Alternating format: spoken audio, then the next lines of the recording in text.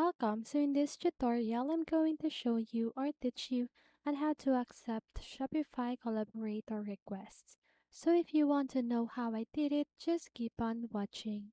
So first of all, what you need to do is just go ahead and click on the settings section right here at the lower left corner of your screen. Now click on users and permissions. And then here at the collaborator section, you should see the name of the store that is want to have a collaborator request. And then once you have that, what you need to do is just go ahead and click on the review request. So you should see the yellow box. So click on the review request. So as you can see, I don't have that. That is because there is no any request on my store.